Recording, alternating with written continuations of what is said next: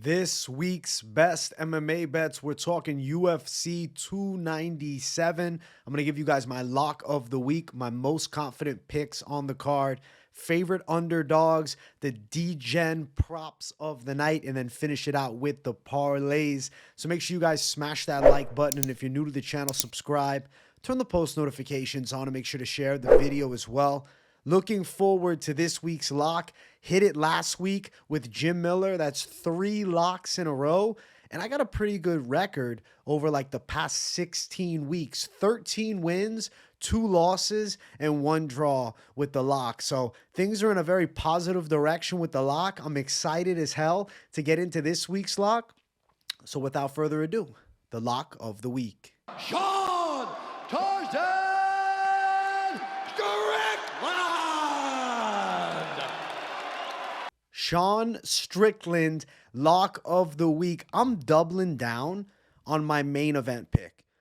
I feel like I have to. I see Sean Strickland beating Dricus du Plessis. I think he can weather an early storm from Dricus and actually break him down. And there's a chance of a Sean Strickland third round knockout. I think he's live for the KO. Sure, could we end up going 5? Strickland winning a decision? Possible. But Dricus du Plessis is a guy who is willing to throw himself into the line of fire to look for a finish on his own side. And I think that can lead him to getting touched up, counter-striked, and KO'd by Sean Strickland. I think Strickland's going to find a lot of shots straight down the middle. I do believe Dricus is going to put some early pressure on him, but I believe Strickland will hold his ground pretty well and get some offensive striking going, get into a flow, break Dricus's momentum and rhythm, and even have him backing up. And Sean Strickland backing up at Dricus du Plessis is absolutely massive. I think we'll have a lot of success with punch combinations. I think he picks him apart, wears him down, and stops him. I'm picking Sean Strickland, the shredded Sean Strickland, best shape we've ever seen from him. Obviously, there's been some back and forth beef between these two guys. It was squashed this week. It was on UFC Embedded. They dapped it up. It seems like everything's cool, but they still got to settle it inside of the octagon. Strickland is a minus 125 favorite with du Plessis plus 105 the dog. Moneyline Sean Strickland is going to be the lock. Straight down the center. Not messing around, chasing anything crazy. Now, over 1.5 is likely as well, around minus 250. And looking at Strickland by KO, TKO, that makes a lot of sense too. Plus 180. Just out of curiosity, I looked at Strickland decision, sits higher at plus 300. I feel like he's stopping Dricus around the third. Now, the over 2.5 is dangerous because what if it's early into round 3 and then you don't hit it? But it is plus 120 just to read something off. I like over 1.5 more. I think Sean Strickland weathers the Dricus du Plessis power bomb storm of heavy early pressure and power strikes, and then he's eventually able to pick him apart, wear him down, bust that nose up, break him down, and stop him. Sean Strickland and still lock of the week, doubling down on the main event pick. And I'm saying Strickland exposes Dricus du Plessis in this fight. That is the lock this week, and I'm excited as hell for it. Let's jump to the most confident picks on the card. I'll bring the 4 up on the screen, and let's talk about them. First one we'll discuss is Johan Lainez. He's fighting a pretty chinny guy in Sam Patterson. Lainez is around minus 150, the favorite. He's got a good chance for a knockout. I think his hands are going to be a big factor here. He hurts his opponents. Even better fighters have been stunned by Lainez. Patterson got knocked out bad against Yanal Ashmouz. Looks like he might have the glass slipper jaw. I think Lainez is going to put him out cold. Now, as far as the odds, I think we're going under 1.5. That's minus 160. Not the most beautiful line. And if it does head into the later rounds, now this fight gets very interesting because over 1.5 is plus 130. I just don't think Patterson, even up a weight class of 170, he was knocked out in his debut at 55. I don't think he's going to have the chin, and it's not going to hold up. Lainez by KO plus 130. I think Lainez is getting the knockout. Probably early in the fight. First round KO for Lainez plus 275. I will say Lainez has trouble with the third round. He tends to fade a little bit later, but I really don't see Sam Patterson with the grappling strength to give Lainez much difficulty early in the fight. I don't think he has the defensive prowess to defend against Lainez's power shots early on, and I do think Lainez is touching him up with big shots. High confidence call, Johan Lainez, knockout First of the most confident picks. Second one, ladies fight. Jasmine Jasudavicius, hideous line at -400. I know it sucks, but the odds of her winning are very high here. Now, where I disagree with the masses is I believe Jasmine Jasudavicius has a live chance to take the back of Priscilla Cachoeira and win this fight by submission. Winning by sub for Jasudavicius is all the way up at +350, whereas decision is -125.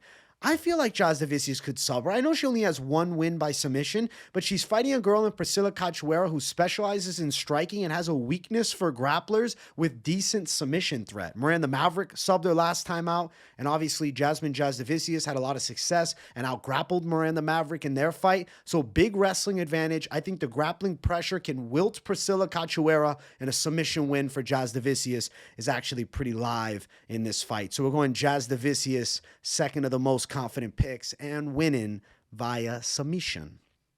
Next one is Mike Malott, main card fighter, -400, very wide favorite again, but you can find him as low as -375 in some spots, so there's something there that you could throw on a parlay. It's wide as far as money lines, but it's most confident picks regardless of the odds, right? So I'm looking at Mike Malott to get the finish. I think he's going to end up finding a sub on Neil Magny. It's only +115 though, so juice and value wise, it's minimal here with Mike Malott. It's not all that exciting to throw down on submission for Malott at +115, and it's not hype at all to throw down a heavy near -400 money line for Mike Malott. So he becomes more of a parlay piece. He's fighting an experienced vet in Neil Magny, but a guy that I think he will exploit the grappling skill set difference.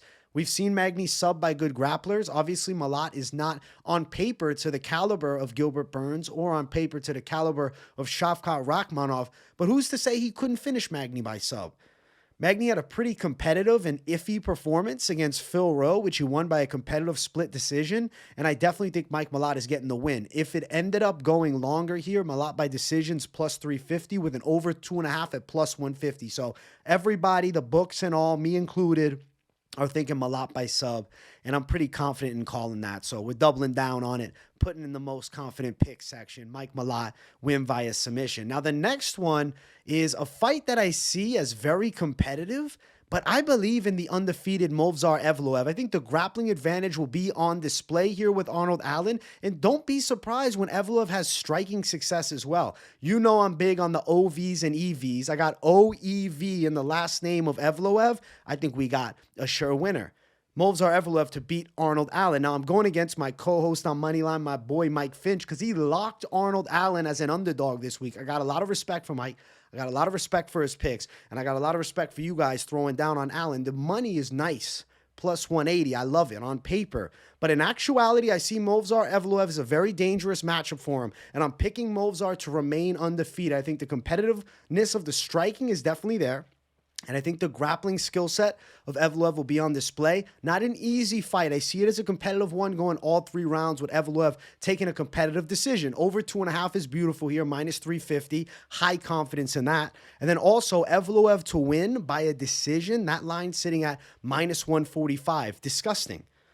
I'm actually disgusted by that. The juice on Evloev is not worth the squeeze, in all honesty. He's not a great look as far as betting it money line, as far as betting it by sub. Over is high confidence and something you can parlay piece. Evloev straight, high confidence, something that you could potentially parlay piece. I'm going with Movsar, and that might be an against the grain pick on this card. But you know what? I do things against the grain. And let's go. Let's ride with it. And let's see what happens when they throw down inside of the cage. Let's jump to the favorite underdog section. Now, this week, I have 2 favorite underdogs. Now, I do have 3 dogs throughout the card, but the 2 that I'm going to bring up are Marc-Andre Barriault and Sean Woodson. The reason I'm excluding Jimmy Flick is because you're asking me to have reliability on one of the worst guys in the weight class at 125 pounds, a guy who retired from MMA. Now, it's +185, and sure, if you want to DGen bet it as an underdog, throw your shot. But Malcolm Gordon in Canada in a 50-50 fight, it's a risky bet in all honesty. I'm picking the Flick side. Maybe I got a bias towards Flick because he beat Cody Durden, and I called that a couple years back. But he retired from MMA, is coming off back-to-back losses, both knockout losses. Granted, way more dangerous guys than fucking Malcolm Gordon, okay? Charles Johnson, good striker. Alessandro Costa, dangerous fighter overall with powerful striking. Malcolm Gordon doesn't have that. So Flick by sub is live too, but it's plus 185 money line. I'll just read off the sub line. He's not even officially included, but I'm throwing the least confident one out right away, plus 335. Now let's talk about these two dogs that I like, my true favorite two dogs of the week. Marc-Andre Barriault, Sean Woodson. We will first talk about Marc-Andre Barriault. Now he's plus 165, plus 167, depending where you're at, as the favorite. Chris Curtis is not an easy fight. I recognize that. Chris Curtis is a dangerous striker with very quick hands and knockout power. But I believe that Marc-Andre Barriault can overwhelm him with pressure, turn it into more of a dirty MMA/Muay Thai striking match, and win it with some cage pressure, with some control, with some knees and elbows on the inside. Plus 160 range for Barriault to get it done. Now, we probably go over 2.5. That's minus 155. Don't be swayed into thinking Barriault can't take a punch because Chidi caught him in 15 seconds. It was a perfect shot. It was one of those fluke situations that sometimes happen. Barriault to win a decision, plus 425. I'm calling him win by decision. Wide line for it, and I think live line for it. Barriault to get it done. Now, Sean Woodson, favorite underdog. The final of the mention, maybe my most favorite. He's got a huge height and reach advantage. Big reach advantage, especially 9 inches.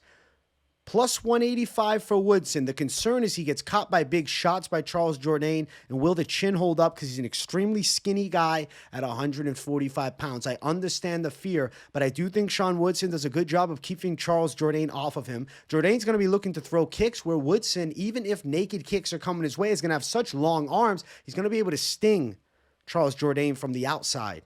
I think Sean Woodson works good straight punches, nice jab, big crosses, lots of movement, and I think we got a competitive striking match with Charles Jourdain engaging in grappling, but finding himself unsuccessful dealing with Woodson, who's deceptively strong on the inside as well. People will say Jourdain's going to sub him. He's got a skinny neck. I don't see Sean Woodson as the one engaging many of the grappling entanglements. I think it would be Jourdain more so to engage in grappling, and I think it's going to be difficult to take down the significantly taller Sean Woodson, who has an incredibly freakish frame for this weight class. I like Sean Woodson to win. I'm picking Sean Woodson, plus 185 money line. Love it. Decision win for Woodson, sitting at only plus 245. Way less exciting. Just money line it. Plus 185. That would be the A side call.